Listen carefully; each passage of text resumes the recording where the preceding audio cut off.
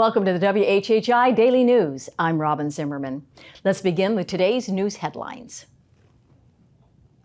Now comes the hard part in the Alec Murdaugh murder case. His defense attorneys announcing they're filing an appeal to those convictions, alleging that the jury that convicted Murdaugh last winter was tampered with. They told the National Interviewer that they've been talking to jurors since the unanimous verdict, and there are serious questions as to whether the jury was subject to outside influences during the case. And one juror was removed by Judge Clifton Newman on the last day of the trial for discussing the case with at least 3 other people. So stay tuned on that. Well, we've been hearing for years about the planned expansion of I-95 to 3 lanes each way in South Carolina, and have been told that construction will begin on our end of the interstate. But when? Well, all environmental mitigation, permitting, and bidding are done, and the first phase from the Georgia line to Exit 8 could begin in about 4 months. And the good news, the construction will happen at night. Well, Labor Day weekend is not without its tragedies. A 42-year-old man from Rincon, Georgia, whose name has not yet been released, drowned in the Atlantic off Singleton Beach Sunday afternoon. Now, beachgoers said they saw and heard the swimmer and attempted to rescue him, but failed. His body was brought to shore by the 2 surfers, where attempts to revive him by 2 doctors and then even fire rescue crews were unsuccessful. The FBI is now involved in the search for Sophia Van Dam and her 2-year-old son, Mateo. Federal and other state agencies combed over a residence in Burton owned by Jonas Jerry Washington Sr., whose son may have been involved in a relationship with Van Dam because they were last seen sharing a residence in Sumter, South Carolina. Van Dam and her son have been missing since June.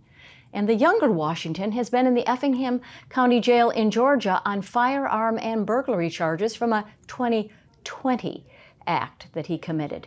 Now, he was arrested on that at the end of June. And finally, you could tell something was wrong with Jimmy Buffett when his spring concert in Charleston was first postponed, then canceled because of health issues. As you know, he passed over the weekend at the age of 76 due to a rare form of skin cancer. His Lowcountry legacy is much more than the housing development near Hardyville called Margaritaville. And longtime Lowcountry residents will remember flocking 10,000 strong to a concert at Hilton Head High's football stadium on a steamy July night in 1990. On Buffett's way up to fame, well, he had been known to play many private parties on Hilton Head Island. For more information on these stories and many more, please check out the media sources listed on your screen, and remember to follow us on Facebook and Twitter, and check out our website at WHHI-TV.com. If you have a news tip, a story idea, or even a cool weather photo, well, you can just email it to us at news@WHHI-TV.com. Well, the weather has been absolutely gorgeous. Maria, is it going to continue to stay kind of cool, or is it going to heat up? Thanks, Robyn. Yep, so taking a look ahead, there are a few storms developing out in the tropics that we'll keep an eye on, but taking a look at this week, we are going to get a break from the rain until the weekend.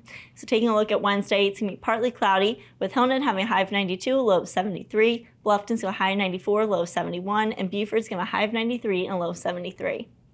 The sunrise for Wednesday is going to be at 7:01 and sunset's going to be at 7:41.